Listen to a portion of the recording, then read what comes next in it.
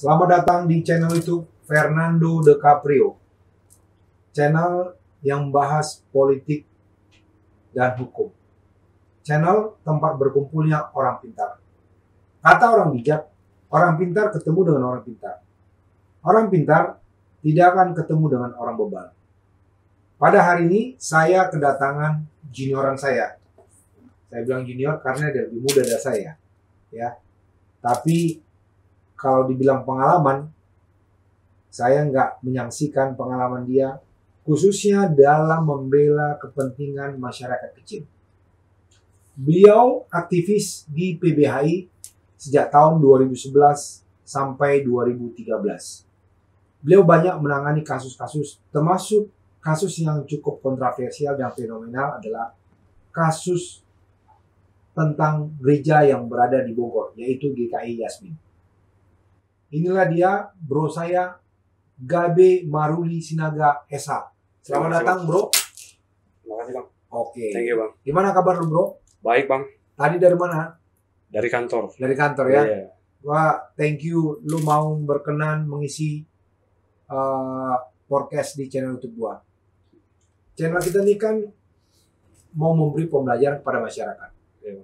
Ya, apalagi channel kita ini tujuannya mengadvokasi juga untuk memberi pengetahuan kepada masyarakat dan juga kepada penegak hukum lain, Iya. agar profesi kita sebagai lawyer itu bisa lebih dihargai oleh penegak hukum yang lain. Iya. Ya, itu tujuan kita membuat podcast ini. Tujuan saya bagaimana profesi advokat ini benar-benar dipandang oleh penegak hukum. Kan begitu. Nah, hari ini gua mengundang lu, bro, untuk memberi masukan atau pengalaman terkait apa kasus yang pernah lu tangani yang mungkin dari pengalaman lu itu nanti menambah pengetahuan bagi masyarakat, juga bagi advokat-advokat muda yang mungkin nanti menemukan kasus yang sama seperti yang lu jalani. Iya, Bang. Kasus Oke, apa Bang. yang pernah lu tangani, bro? Thank you, Bang Fernando, untuk undangannya ya. Terima kasih. Mhm. Kalau pengalaman, kalau tergolong masih pengacara muda. Oke, nggak Tapi muda-muda banget lah. nggak muda banget lah ya. Tapi tampilan muda kan. Iya. Jadi pengalaman kita itu kebetulan aku termasuk bersyukur dan beruntung pernah aktif di satu lembaga bantuan hukum, Oke, yaitu Perhimpunan Bantuan Hukum dan Hak Asasi Manusia. oke, Jadi fokus kami adalah memang untuk membela masyarakat yang merupakan korban diskriminasi, Mhm. yang tidak mendapatkan akses lah Mhm. terhadap seperti keadilan ya.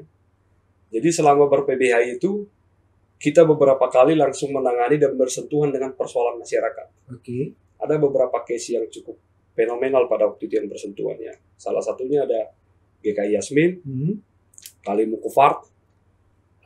Kita juga pernah melaporkan lembaga survei. Oke, Tapi yang cukup menarik bagi saya adalah ketika pengalaman di Kalimu Kufart, oke. Kali Jadi, mau cover itu? Jakarta Barat, Ah, di daerah Kali. Rawaya. Iya, Kali, ya? Kalimu Kufart. Jadi namanya ada kali mau cover. Kalimu Kufart, daerah Rawaya, Cengkareng.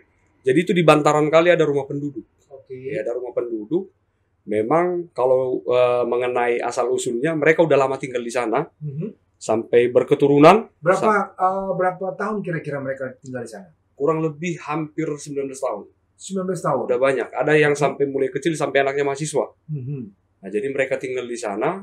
Jadi waktu itu ada program dari pemerintah. Mhm. Ya, jadi untuk membangun itu untuk Fasos sama Fasum ya. Mhm. Jadi kemarin itu harus direlokasi. Tapi persoalannya ada beberapa warga yang memang rumah hunian itu memiliki sertifikat hak milik. Oh, Ada. di situ, di kali itu. Ada. Udah Kenapa terbit bisa begitu? SHM. Jadi memang pada awalnya mereka mengurus Oke. ke BPN ya. Mhm. BPN Jakarta Barat, mereka terbit sertifikat milik. Oke. Ada juga memang yang masih seperti girik, Bang, status Mhm. girik. Nah, tapi kemarin kita dampingin, kita hampir 6 bulan mengadvokasi. Mhm. Jadi memang untuk sertifikat hak milik ada pengecualian lah, ada Oke. kebijakan dari Pemprov DKI. Memang akan dilakukan ganti rugi Mhm. yang sesuai dengan untuk kepentingan umum. Tapi ada juga memang orang yang tidak memiliki sertifikat hak milik, ini direlokasi ke rusun. Sehingga memang masyarakat di sana langsung direlokasi ke rusun. Tapi menjadi persoalan juga adalah, ini hanya jok aja ini Bang. Iya.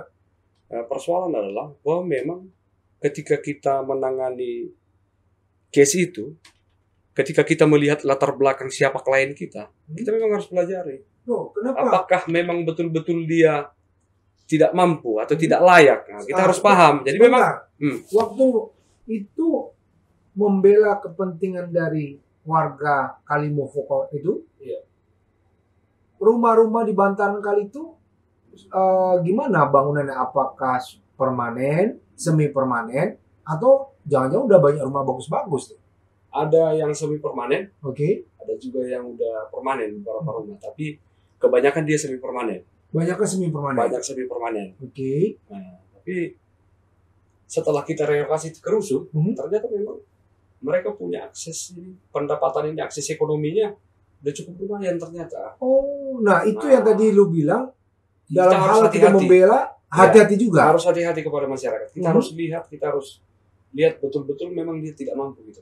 Nah, biasanya kan kalau orang yang tinggal di kali itu kan, ya kita pasti tahu dong, pekerjaan pasti pemulung lah, atau tukang asongan lah, ya kan? Kenapa lu bilang kita harus hati-hati? Ini ada temuan yang lu temukan di sana itu ternyata tidak seperti dugaan lu gitu. Iya, ada. Memang mereka ternyata ada yang kerja, ada usaha yang memang untuk kehidupan layak, sebenarnya mereka layak. Oke. Jadi mereka mampu gitu loh. Mereka mampu untuk memenuhi standar kehidupan mereka, baik akses pendidikan, akses mendapatkan kehidupan yang layak, kesehatan, rumah. Mereka mampu untuk bertanggung jawab terhadap hal itu. Tapi itu menjadi catatan tersendiri dan pelajaran bagi kita tim advokasi lah. Mungkin karena memang kita tulus kan membela mereka, mengadvokasi. Mungkin kita tidak memperhatikan beberapa aspek-aspek yang lain. Tapi memang kita gara-gara tadi lu kan di PBHI. Iya. Karena PBHI itu ketika orang datang menyampaikan keluh kesahnya adanya gusuran itu. Iya, betul. Sehingga Tersentuhlah hati nurani ini, terpanggil kita kan. Padahal belum tentu. Ada beberapa warga lah. Tapi memang pada waktu itu kita selesaikan tugas dan tanggung jawab kita sampai mereka direlokasi, dan bahkan sampai hari ini juga kita punya hubungan baik lah dengan masyarakat tersebut. Masih komunikasi, ngobrol, silaturahmi. Iya, yang lu bilang itu emang mempunyai penghasilan. Ya, kalau namanya orang hidup pasti punya penghasilan. Betul. Pertanyaan gua, kenapa lu bilang lu hati-hati ya di channel YouTube ini untuk membela yang seperti itu? Emang penghasilan seperti apa? Apakah lu lihat ternyata dia bisa beli sesuatu yang mewah, atau dia punya rumah sebenarnya gimana? Ternyata mereka punya kendaraan roda 4. Dan memang mereka ada beberapa warga yang memang mampu menguliahkan anak sampai tingkat universitas ya. Artinya mungkin standar kehidupannya ketika sampai melampaui di tahapan itu, kalau kita bandingkan dengan saudara-saudara kita yang lain kan masih banyak sebenarnya ketimpangan sosial yang ini kan. Banyak ketimpangan sosial. Jadi, tapi memang standar tolak ukurnya ketika saya melihat, ketika satu kelompok keluarga itu sudah mampu menyekolahkan anak, punya akses kendaraan, bahkan punya kontrakan. Punya kontrakan, dikontrakin ke warga-warga. Hebat dong. Hebat sebenarnya, hebat. Makanya kita terkejut. Dia masih mau tinggal di bantaran kali gitu. Bantaran kali. Kita nggak tahu pertimbangannya apa. Mungkin sejarah historis kali ya, orang tua, mertua mungkin lebih ke sana, Bang. Sejarah historis, mereka beranak cucu, mungkin punya sejarah tersendiri lah rumah itu. Tapi memang sebenarnya ada beberapa kelompok keluarga pada waktu itu yang sebenarnya mampu gitu loh. Sebenarnya mampu, punya akses pendidikan. Mereka mampu menghidupi. Tapi nggak tahu lah pertimbangannya. Mungkin saya lihat lebih ke ini, sejarah keluarga. Mungkin udah secara turun-temurun kan begitu. Tinggal di situ, Bang. Nah, waktu itu perkaranya sampai ke pengadilan atau hanya somasi ke gubernur? Enggak, kita waktu itu kan kebetulan konsen di litigasinya, Bang. Kita waktu itu audiensi dengan Komnas HAM, kita audiensi dengan Pemprov DKI. Kita juga audiensi dengan Wali Kota Jakarta Barat, Anies Effendi. Jadi waktu itu ada perdebatan, Bang. Ada perdebatan, warga ini tidak direlokasi ke rusun. Karena rusun waktu itu kan masih proses pembangunan. Tapi memang kami buat target maksimal itu adalah, dari tim advokasi, target maksimal adalah tuntutan ganti rugi. Yang target minimal adalah minimal semua warga ini direlokasi secepatnya ke rumah susun. Jadi ternyata ketemu pertemuan dengan wali kota dan pihak Pemprov DKI, akhirnya disepakati semua warga yang kita advokasi ini langsung direlokasi ke rumah susun Jakarta Barat. Jadi tanpa sampai gugatan itu ya? Tidak sampai, Bang. Karena pada waktu itu ada sertifikat rumah yang punya sertifikat hak milik, itu juga dibuat kesepakatan akan dilakukan ganti rugi. Dan itu diberikan ganti rugi yang SHM. Yang sempat dihancurin juga, Bang. Iya. Itu ada Brimob, Satpol PP. Waktu itu bentrok itu. Kita bentrok di itu, dihancurin semua, diratakan kan pakai eskavator, di bulldozer tuh rumah. Jadi memang ada beberapa rumah yang SHM itu kebetulan kena, dapurnya sedikit kan. Nah, tapi itu diganti rugi juga. Oh, maksudnya yang punya SHM itu di Bantaran Kali itu apa gimana? Di Bantaran Kali. Loh, harusnya kalau apa di itu yang kami pertanyakan waktu itu. Jadi kenapa? Artinya kan kalau secara historis, kenapa misalnya BPN Jakarta Barat mengeluarkan sertifikat, sementara ini sama sejarahnya, kok bisa perdebatannya? Jadi waktu itu nggak ada kejelasan lah, nggak ada penjelasan yang konkret dan solusi. Nah, gitu, Bang. Luar biasa ya. Jadi memang bro saya ini banyak inilah ya mengadvokasi masyarakat yang kecil ya, membantu masyarakat yang termarginalkan, ya kan? Ini luar biasa, bro. Gua pernah dengar lu juga nangani kasus di Kabupaten Deri. Pernah, Bang. Ada beberapa. Itu gimana kasusnya? Jadi waktu itu kasusnya itu kalau di Deri itu kan pidana murni itu. Jadi pidana murni? Jadi ada pencurian di bawah umur, pencurian anak, ngebongkar rumah. Maksudnya gimana? Jadi ada anak di bawah umur ini melakukan pencurian. Anak di bawah umur melakukan pencurian. Melakukan pencurian. Jadi adalah korban ini kehilangan motor, kehilangan laptop. Dan memang kalau kita lihat latar belakang anak ini memang secara ekonomi dia tidak mampu, Bang. Miskin, orang tuanya juga tidak dapat akses pendidikan, memang relatif inilah tidak mampu. Jadi waktu itu mereka ditangkap di Polres Dairi, nggak ada yang dampingin. Jadi orang tuanya kebetulan yang namanya di kampungnya Dairi ya, datang ke rumah, kebetulan saya pulang kampung, kita dampingin itu. Oh iya, lupa. Lu asal dari mana, bro? Dairi. Dairi. Oh. Asli Dairi, Sidikalang. Dari Dairi. Makanya ketika ada kasus tuh, lu berasa terpanggil. Jadi waktu pulang di Dairi, iya dipanggil, aku dampingin mereka. Kita ponis. Waktu itu kita ajuin RJ, Restoratif Justice kan. Karena pertimbangan pertama mereka masih anak di bawah umur. Yang kedua kerugian juga nggak terlalu signifikan. Signifikan. Tapi pihak dari korban tetap ingin proses dilanjut. Karena syarat RJ itu kan harus ada kesepakatan damai antara pelaku dengan korban sehingga terpenuhi rasa keadilan di antara kedua belah pihak kan gitu, Bang. Restoratif Justice. Tapi akhirnya RJ lu ajukan itu emangnya barangnya masih ada? Kalau biasa RJ itu kan berarti si pelaku berkenan mengembalikan barangnya. Waktu itu kita mau mengembalikan tapi sesuai dengan kemampuan. Itu di situ kita yang nggak ketemu, Bang. Di situ titik temu. Jadi mesti warga Kalau RJ itu berdasarkan Perkap juga. Sekarang itu baru dikeluarkan peraturan Jaksa Agung baru kemarin. Iya, betul. Kira-kira kalau nggak salah minggu lalu. Iya, betul. Ya? Betul. Minggu lalu itu ada peraturan Jaksa Agung terkait RJ. Iya, Restoratif Justice. Tapi RJ itu setahu saya korban dan pelaku sepakat. Kenapa korban sepakat? Apabila pelaku mengembalikan. Betul. Ganti ruginya kan? Iya, sesuai ya. Sesuai dengan apa yang dilakukannya. Iya, betul. Itu makanya bisa RJ. Iya. Kalau misalnya RJ dia nggak mengembalikan, ya nggak bisa juga dong. Iya, betul. Nah, terus gimana tuh? Jadi di situ, Bang. Jadi yang ketika kita coba mewakili keluarga, melakukan upaya perdamaian mediasi, ternyata pihak keluarga karena memang tidak mampu, Bang. Secara ekonomi, untuk kebutuhan sehari-hari juga mereka harus banting tulang. Sedangkan waktu itu laptop, motor kan, itu termasuk signifikan kan jumlah kerugiannya. Sehingga nggak ketemu. Dia mencuri untuk makan? Iya, untuk menghidupi keluarga. Jadi akhirnya tetaplah berlanjut ke sidang, Bang. Sidang peradilan anak. Dan divonislah 3 bulan. 3 bulan? Iya, 3 bulan. Habis itu 3 bulan. Kita kawal sampai pulang ke rumah. Akhirnya sekarang mereka udah sekolah. Tapi nggak di Dairi, Bang. Mereka sekolah di Kabanjahe. Mereka akhirnya keluar, diurus sekolah. Jadi diurus sekolah sama orang tua dan keluarganya. Tapi keluar dari Dairi. Jadi kita dampingi sampai dia keluar.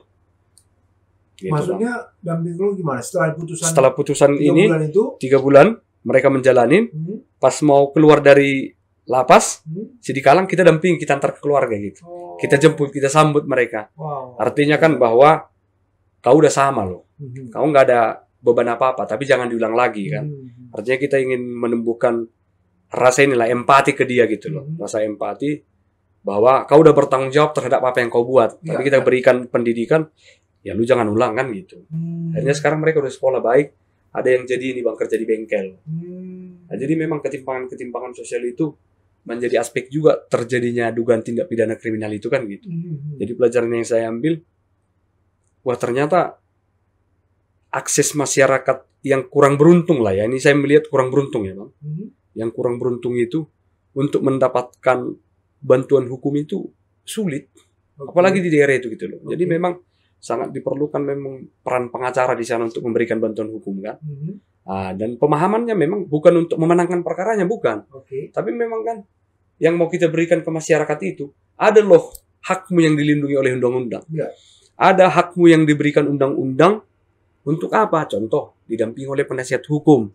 Jika memang ancaman hukumannya di atas 5 tahun kan, wajib diberikan bantuan hukum kan gitu. Oleh negara. Nah, jadi memang pemahaman-pemahaman seperti ini banyak di daerah yang belum mengerti bang. Nah, ini cukup menarik ini untuk kami advokat-advokat ini kan. Jadi memang pemahamannya, ya kita dampingi dia, kita bela haknya. Bukan kita halalkan segala cara untuk menang kan gitu. Tapi gimana kita juga menjadi bagian agen untuk memberikan pencerahan ke masyarakat dan untuk inilah proses perkembangan dan penegakan hukum yang memang betul-betul bisa menyentuh keadilan ke masyarakat kan gitu bang. Karena kalau kita lihat situasi penegakan hukum ini kan cukup miris lah hari ini. Kenapa lu bilang cukup miris? Jadi ada beberapa lah. Ini bukan utopis ya, tapi memang pengalaman kita. Nggak apa-apa, kan kita kan channel kita ini kan menjadi mendidik ini menjadi masyarakat. Ini juga sama ini. Otokritik juga buat kita kan. Jadi artinya kita melihat beberapa case lah, ada pengalaman di daerah itu. Ini penganiayaan biasa. Ya artinya memang kalau 351 ya. Tapi memang korban itu kayak di daerah itu biasa lah, tetangga ya. Ini ada di Sidalahi nih. Ini agak menarik, Sidalahi. Ini awalnya bersaudara. Tapi hanya karena persoalan air, ini sampai berantem. Loh, kenapa? Sampai kalau berantem. di sana kan air sebenarnya begitu banyak di Danau Toba. Iya, tapi ini kenapa harus ribut masalah air? Jadi harus ini. Jadi ada waktu itu pipa di jalan. Pipa di jalan ini lewat bocor. Bocor akhirnya, bocor air ini karena rumah agak di bawah, airnya masuk, membanjiri. Oh, gara-gara bocor itu? Bocor. Jadi datang warga ini, ngapain kau perbaiki? Ini waktu udah jam pukul 23 lah, Bang. Udah malam, ngapain? Rumahku jadi banjir. Dibuka lane, akhirnya mereka cekcok. Maksud saya gini, Bang, apa? Artinya nilai kearifan lokal dan masyarakat di sana harusnya nggak serta-merta lah. Artinya ultimum remedium lah ini pidana, kan?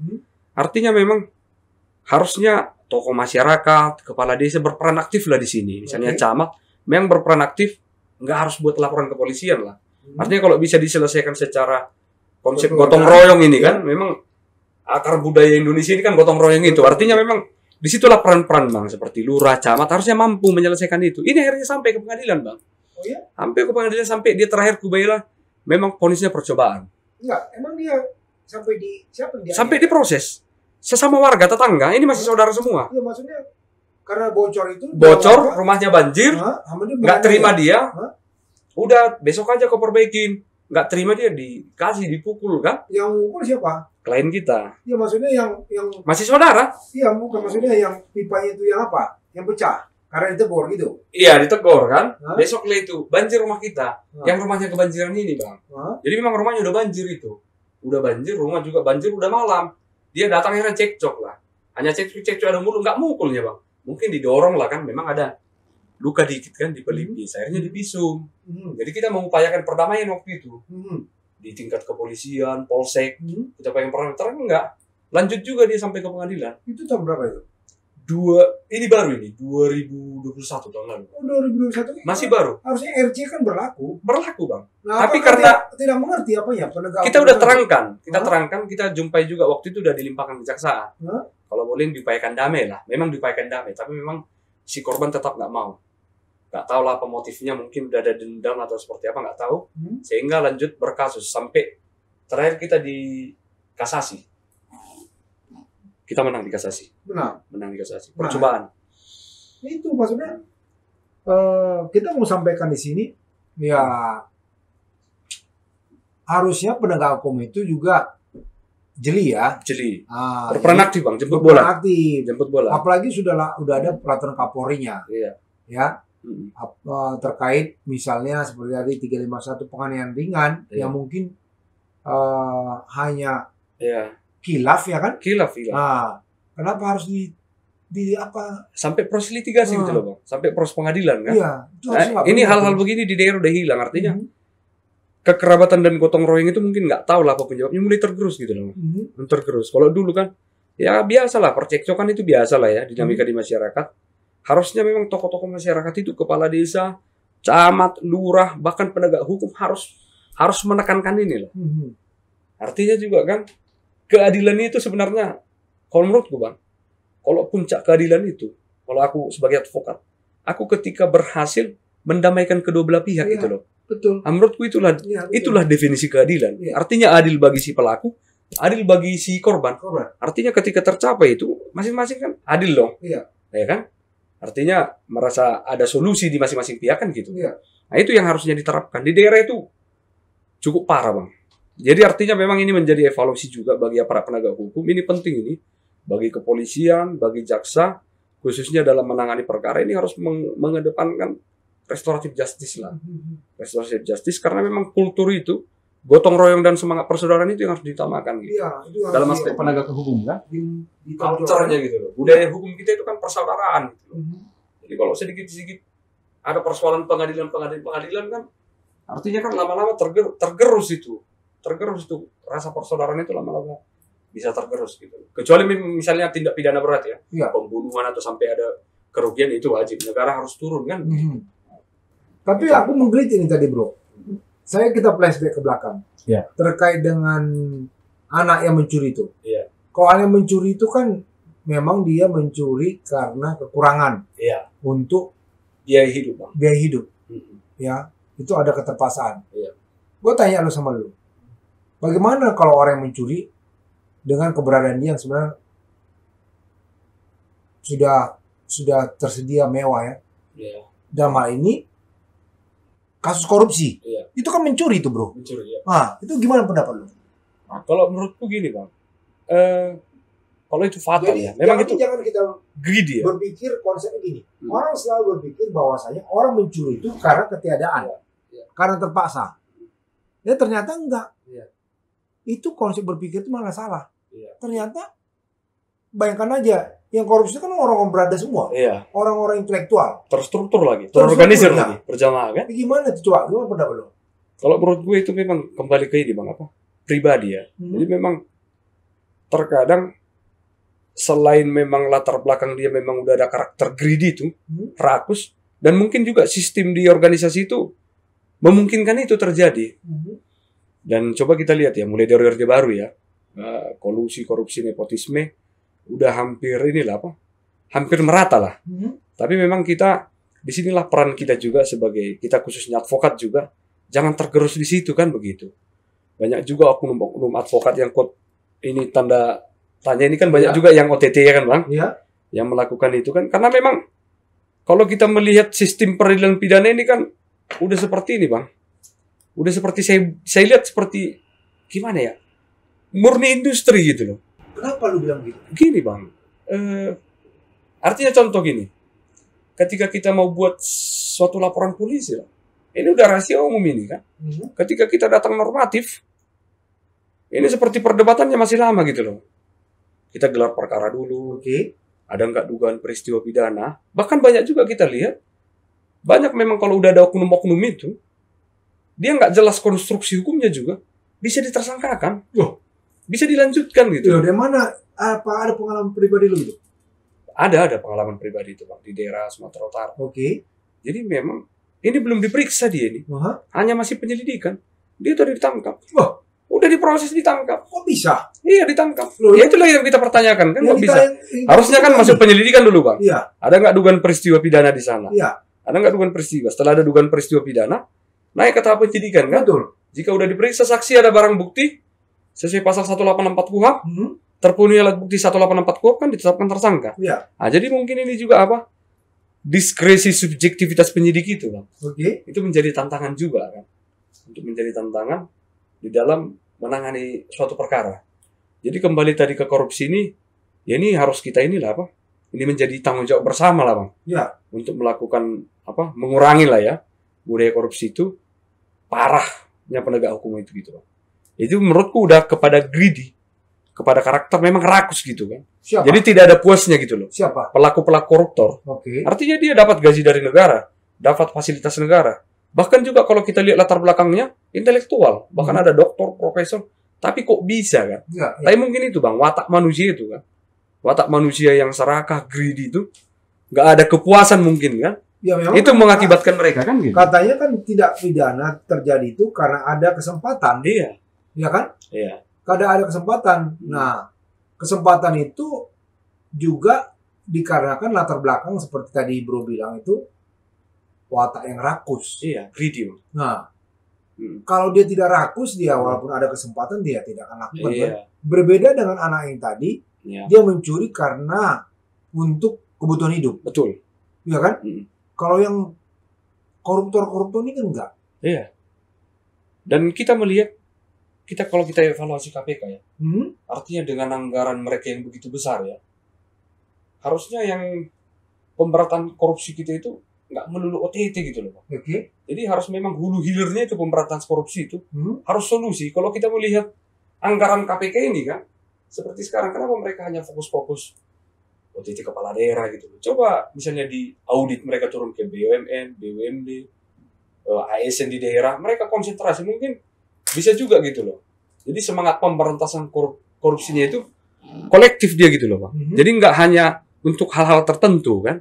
Jadi dengan anggaran sebegitu besar kepada KPK, harusnya dengan supervisinya KPK itu, mereka nggak harus terfokus kepada OTT kepala daerah, meskipun memang itu positif. Tapi coba kita lihat misalnya seperti BUMN, BUMD, ASN yang lain, kan itu banyak gitu. Artinya mereka memang harus konsen terhadap itu. Jangan hanya siap OTT kepala daerah. Sedangkan hal-hal kecil seperti kita lah, Bang, di pengadilan kan. Surat kuasa aja kita di pengadilan, ya udah rahasia umum lah kan. Kita juga harus memberikan administrasi kan. Meskipun misalnya normatifnya 0 rupiah, tapi pada prakteknya kan banyak juga kita temuin itu gitu. Kenapa Bro mau kasih? Kalau tidak sesuai dengan peraturan? Ya terkadang kita jadi lambat gitu loh, Bang. Jadi lambat. Jadi kita misalnya daftar kuasa, kita udah mau sidang. Ya kan biasanya kita kalau kita kasih itu dipercepat kan gitu. Nah, itu lebih cepat. Ini menjadi catatan juga jadi hal kecil gitu. Tapi Bro yang salah. Kalau Bro mau bersidang harusnya kan jauh-jauh hari sudah daftarkan kuasa itu.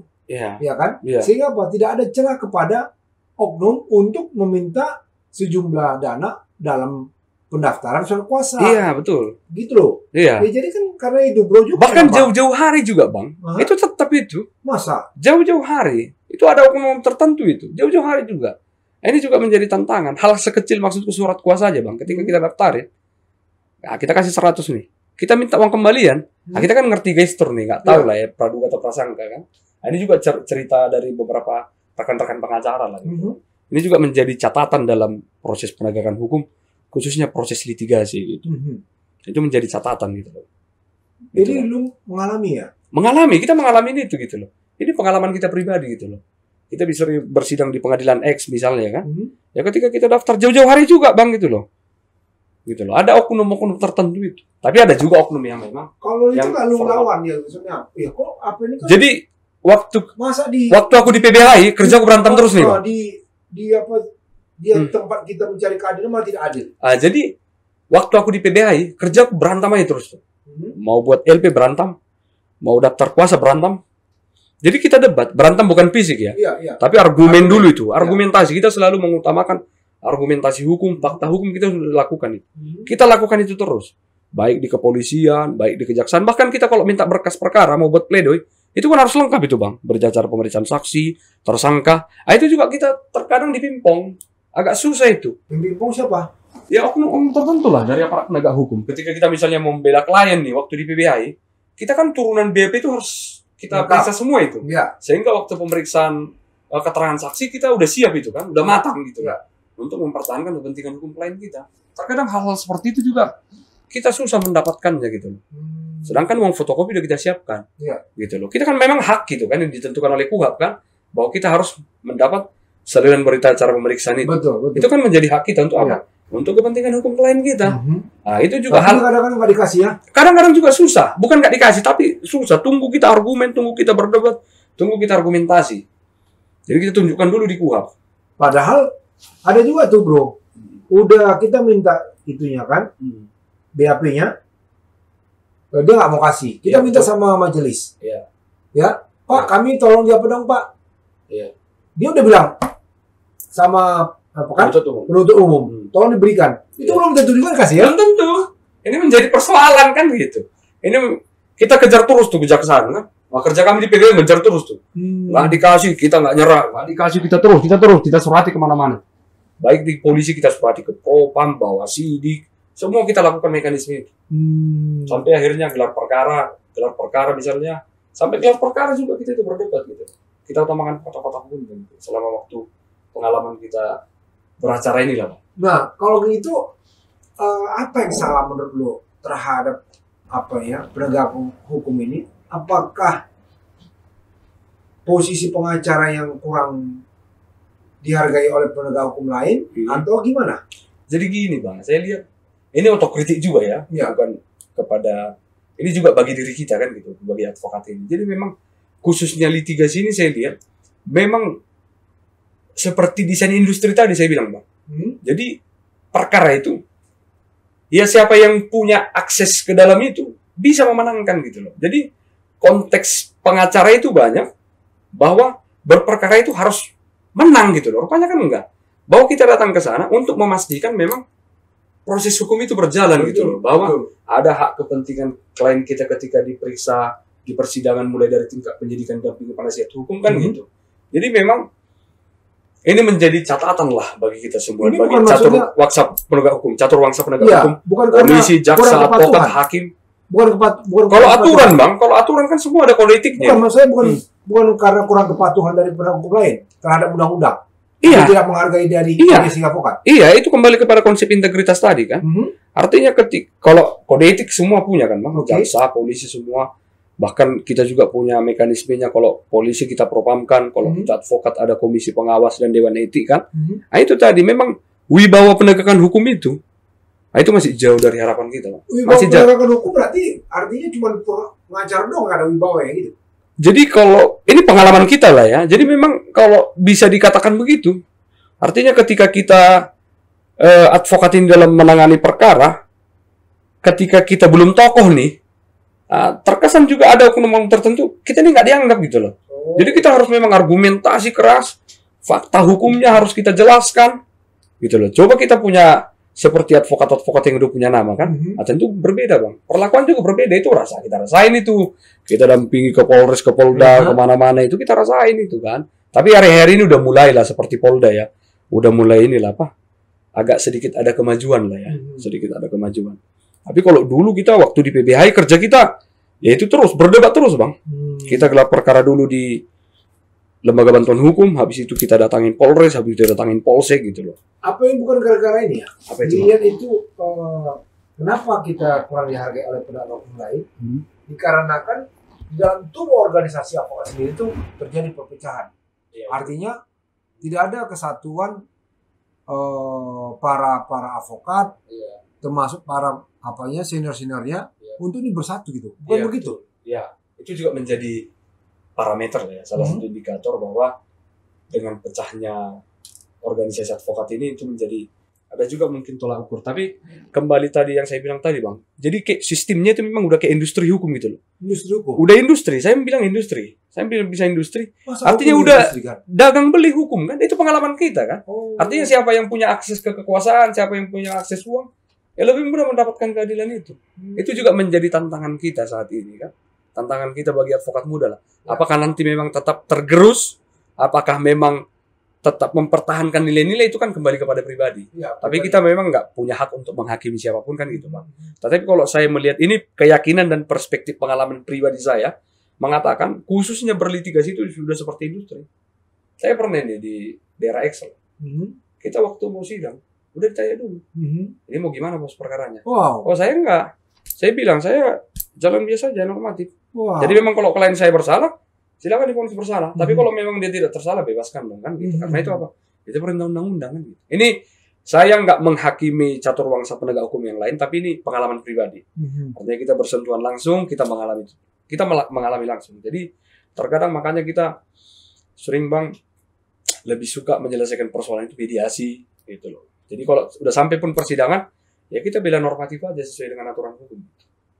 Ya terkadang ada yang memuaskan, terkadang ada juga yang tidak memuaskan kan gitu. Iya. Ada juga yang memang kita betul-betul buat pledoinya bagus, pemeriksaan saksi-saksi juga sesuai dengan fakta-fakta persidangan. Ada juga yang memuaskan untuk keadilan klien kita gitu. Banyak tantangan lah. Iya. Banyak pengalaman lah tantangannya Bang. Banyak dinamikanya lah.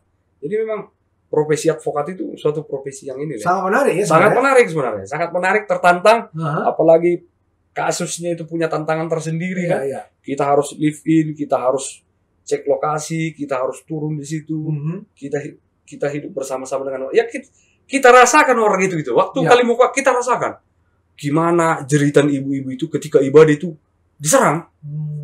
Diserang itu. Artinya memang kan kalau konstitusi jelas melindungi kan, kebebasan beragama itu jelas dilindungi konstitusi. Tapi pada penerapannya kan, artinya waktu itu GKSB putusan Mahkamah Agung kita udah menang waktu itu.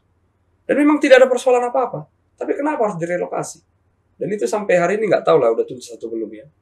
Tapi memang untuk mendapatkan akses keadilan itu bagi masyarakat yang kurang beruntung. Saya selalu bilang kurang beruntung ya. Saya selalu kurang beruntung dan saya ingat seorang kriminolog UI ya, Buliana Kusuma ya. Ketika orang yang masuk penjara itu hanya 2, yang bernasib sial dan memang kurang beruntung. Dia mengatakan itu. Jadi sehingga mereka sering mengalami ketidakadilan lah. Gara-gara ketangkap gitu ya? Iya. Jadi kalau kita melihat kasus-kasus itu kan sering ketangkap gitu loh kan. Mereka nggak ngerti haknya, nggak mengerti untuk mempertahankan haknya itu gimana kan gitu. Iya. Ini menjadi tantangan tersendiri juga. Wow. Jadi waktu saya ke daerah-daerah itu jadi pengalaman berharga lah bagi saya ya. Mudah-mudahan lah kita tetap konsisten di jalur itu, membela orang-orang yang kurang beruntung lah dalam akses mendapatkan keadilan. Tapi sampai hari ini masih banyak membela orang-orang kurang beruntung. Kita ada kurang beruntung, ada beberapa case yang kita tangani. Tapi orang-orang beruntung dibela juga ya. Orang-orang beruntung dibela juga. Artinya menjadi seimbang juga kan gitu. Iya. Artinya untuk menghidupi anak istri kan. Kalau nggak gimana kan? Kalau membela orang kurang beruntung, nanti gimana ngidupin istri kan? Iya, anak istri kan. Artinya memang ada profesi kita kan. Iya. Profesi terhormat, officium nobile kan. Betul. Jadi orang yang beruntung pun kita bela ya. Kita bela. Nah, seperti kata ini bro saya, ya karena kami dibatasin ini waktu oleh produser. Betul. Ya. Seperti kata bro saya, kalau Anda yang di luar sana mau menggunakan jasa hukum bro saya juga membela orang-orang yang beruntung, bukan hanya orang yang tidak beruntung, tapi orang yang tidak beruntung pun mau meminta jasa bantuan hukum kepada bro saya Gabi Maruli, silakan ya. Thank you. Jadi bro saya ini ahli pidana juga, perdata juga. Saya tahu dia ada beberapa case yang saya dengar di tangannya di Sumatera Utara tuh sudah selesai dengan baik ya, tuntas ya. Jadi kalau mau menggunakan jasa hukum bro saya Gabi Maruli Sinaga, silakan ya, tulis di kolom komen. Kami tidak membatasi ya, siapapun mau menggunakan jasa hukum, suruh narasumber saya ya, narasumber semua saya perkenalkan, nggak ada kita batas-batasin. Makasih Bang Nando. Ya. Jadi di akhir sesi kami membagikan quote seperti apa yang disampaikan tema oleh narsum saya terkait dengan ketika seorang anak mencuri itu dikarenakan kebutuhan kehidupan dia, keluarga, dia harus mencuri. Sementara di sisi lain pejabat-pejabat ya, pejabat itulah dikatakan dengan istilahnya kejahatan kerah putih ya. Karena yang melakukan itu white collar crime. Itu karena yang melakukan adalah pejabat-pejabat, orang-orang berintelektual ya, yang masih haus, rakus dengan harta yang sudah dimiliki ya. Jadi dia bilang begini, quote-nya, sifat manusia pada dasarnya baik, tetapi ya sering ditutup keinginan-keinginan sehingga mendadak kehilangan daya lihatnya. Ya, jadi karena banyaknya kebutuhan-kebutuhannya di luar sana, mungkin dia anaknya pengen beli mobil mewah, Betul. ya kan? Iya. Sehingga dia bilang sama bapaknya ya karena sama anak dia mencuri, Betul. mencuri uang negara, mencuri uang rakyat. Sementara untuk lainnya bro saya Gabi Maruli, dia mengambil uang orang dikarenakan hanya untuk menutupi sejengkal keluarganya. Ya, kurang beruntung. Itu kurang beruntung. Ya, puji Tuhan, bro Gabi Maruli bisa membela itu anak sehingga hanya dihukum 3 bulan tahanan. Tapi yang kami mau sampaikan juga dalam channel YouTube ini kepada penegak hukum lain, ya upayakanlah perdamaian di antara kedua belah pihak, apalagi kerugiannya itu tidak begitu besar, ya karena toh juga ada peraturan Kapolrinya dan kemarin itu sudah ada peraturan dari Jaksa Agung. Betul. Ya, itu aja bro. Thank you, Bang. Kasih Bang Ini kita hari ini. Siap. Ke depan gue minta lu juga mau berbagi pengalaman. Siap. Dengan kasus-kasus yang berbeda, ya supaya banyak masyarakat di luar sana tercerahkan. Tetap semangat, jaga kesehatan. Seperti kata pemerintah, kemana-mana harus masih pakai masker. Betul, masker. Ya, dan jaga jarak. Siap. Oke, bro. Thank you, bro. Thank you, Bang. Tos dulu, tos. Thank you, Bang. Thank you. Thank you, Bang.